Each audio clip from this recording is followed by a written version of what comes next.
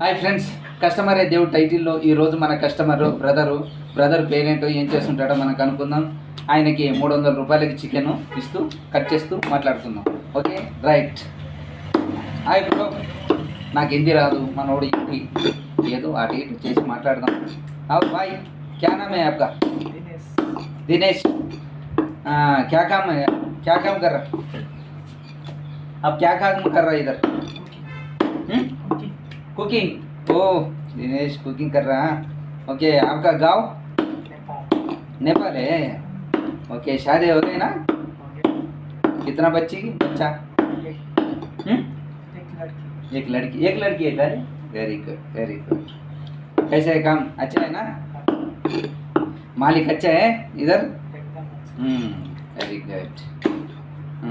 कैसे है जीवन? इधर पैसा बच गए है ना?